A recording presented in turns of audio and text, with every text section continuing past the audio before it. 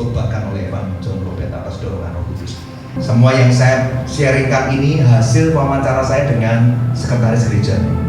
Ya, ada fotonya juga, saya ketemu, dia ngomong bahasa Inggris, saya dengerin, dan saya coba rangkum untuk saudara.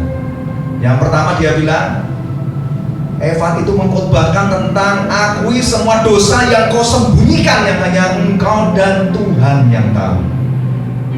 Ini artinya begini Bapak Saudara, kalau Anda menyadari ada 10 dosa di hidup dan Roh Kudus sudah menemplak sampai kedalaman hatimu, tapi Anda hanya mau mengakui 9, ada satu yang masih Anda eman-eman disayang-sayang, janganlah, ini kan enak dosanya.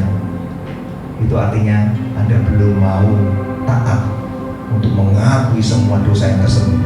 Dia bilang begini, akui, sesali, dan sadari semua dosa yang kau sembunyikan di hadapan Tuhan.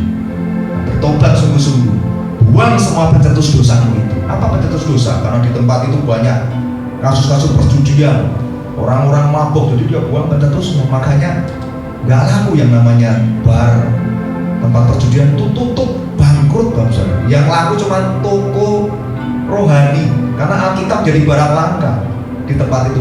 Orang berburu cari Alkitab pada saat itu. Yang kedua, buang semua ketidaktaatan dan ketidakpercayaanmu atas semua janji firman Tuhan. Nah, seringkali kita meragukan Bapak Saudara, janji firman Tuhan yang tertulis di Alkitab, itu kan di perjanjian lama, itu kan di perjanjian baru. Masa sih masih bisa terjadi di zaman sekarang?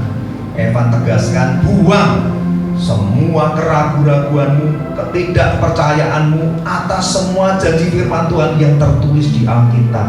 Nah, dia pegang satu yang selalu dia tidak pernah lupakan, yaitu dia berkata begini, mintalah maka kamu akan menerima, carilah maka kamu akan mendapat, ketuk pintu akan dibukakan bagimu. Nah, ayat itu yang dia pegang teguh dalam hal dia meminta supaya Roh Kudus dicurahkan. Lukas 11 ayat 9-13. Nanti Anda bisa baca ya. Saya baca yang ayat ke-13. Ini janji firman Tuhan yang dia pegang teguh. Dia tanpa ragu sedikit pun dalam doa kebangunan rohani, hanya ini yang dia selalu deklarasikan iman percaya dia.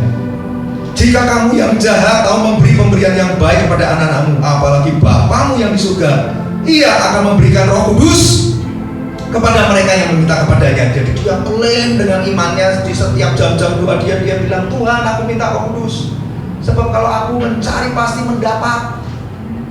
Itu yang dia perkatakan terus, dia tanpa sedikit ragu. Makanya dia betul-betul menerima jawaban doanya, betul-betul terjadi api lawatan Roh Kudus karena dia meminta itu. Dan ini jadi firman Tuhan digenapi atas Wills melalui seorang tokoh yang sederhana tapi betul-betul punya hati yang luar biasa. Yang ketiga, dia katakan, cintai pribadi Allah Roh Kudus dengan kesungguhan hatimu, lebih dari Anda mencintai karunia, kuasa, urapan, dan manifestasinya. Pribadi Roh Kudus itu seorang pribadi Allah yang agung, yang mulia, yang harus kau cintai dan tinggikan di hidupmu lebih daripada apapun. Itu yang dia selalu khotbahkan di mana-mana. Dan yang keempat, dia katakan seperti ini, deklarasikan iman percayamu di hadapan siapapun, kalau perlu di depan banyak orang, bahwa Yesus adalah Tuhan dan Juru Selamat dunia. Wow, luar biasa. Seringkali kalau kita berani mengaku iman percaya kita kan kalau di kantong-kantong Kristen, benar nggak? Di tempat-tempat yang kita agak berpikir ulang kita nggak berani. Dia katakan, jangan malu mengakui iman percaya.